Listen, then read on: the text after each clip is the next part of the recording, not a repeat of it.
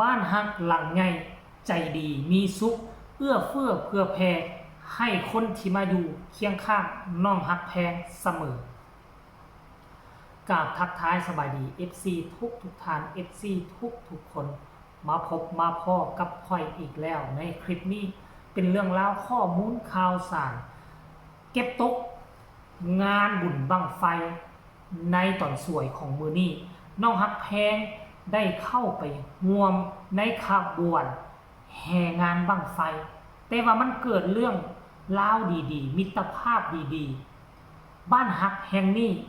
ยังเป็นทีให้อบอุ่นใจสำหรับน้องฮักแพงและบรรดาพักพวกหมู่เพื่อนที่เข้ามาอยู่ใกล้ชิดจิตแพทย์ของน้องฮักแพงผู้ใดอยู่ใกล้ชิดน้องฮักแพง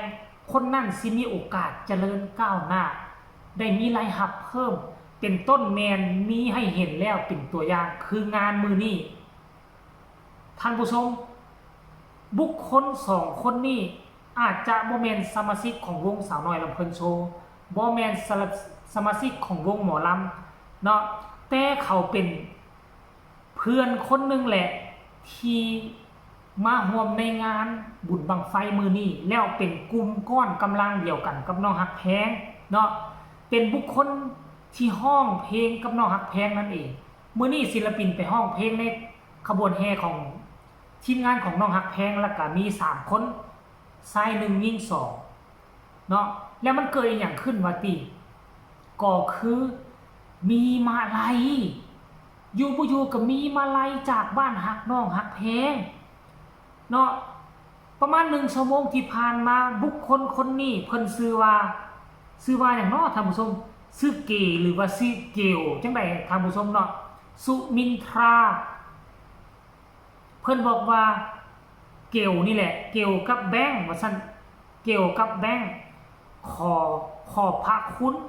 มาลัยจากพ่อแม่บ้านฮักน้องฮักแพงสาวน้อยลำเพลินโซด้วยนะคะขอบพระคุณที่เมตตาอินดูนะคะแฮชแท็กเกลสุมินตราแฮชแท็กฮักแพงวรัญญพรแฮชแท็กบ้านฮักน้องฮักแพงแฮชแท็กสาวน้อยลำเพลินโซพร้อมโซสลิปการโอนเงินในครั้งนี้เห็นบ่ล่ะโอนไปให้จำนวน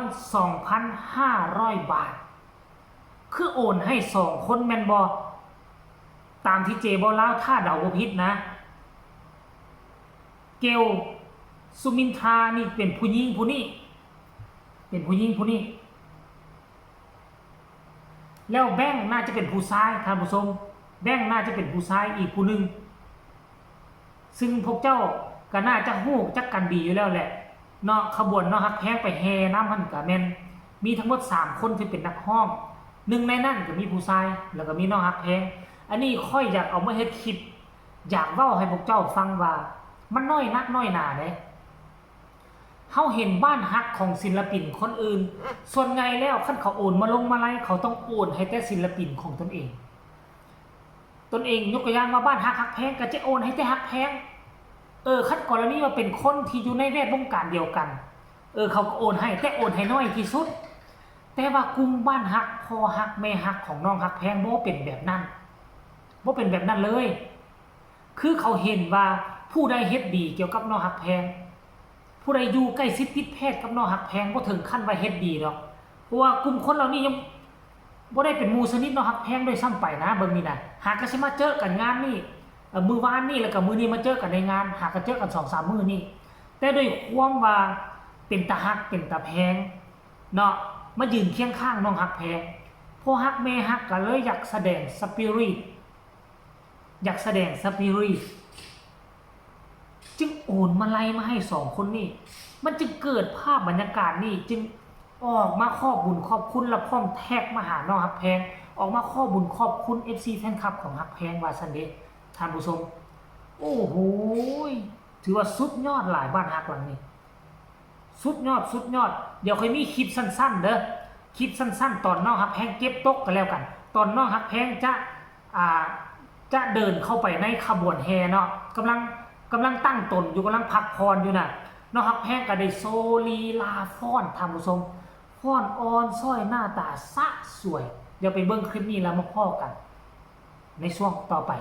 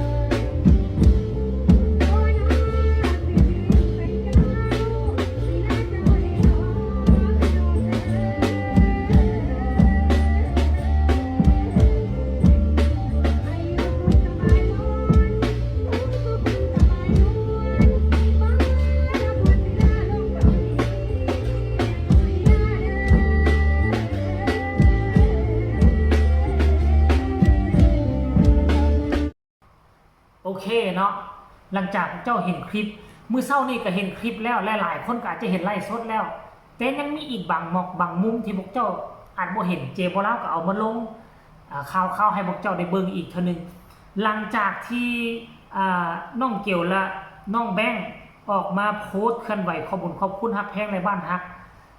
ก็มีคนเข้ามาคอมเมนต์หลายเติบทางผู้ชมเดี๋ยวค่อยสิไปอ่านสู่ฟังเด้อเขาเจ้าสิคิดจังไดเขาเจ้าสิว่าจังไดเนาะมันเนาะส่วนใหญ่ก็บ่ได้เนาะคอมเมนต์นี่ว่าเก่งทั้งพี่ทั้งน้อง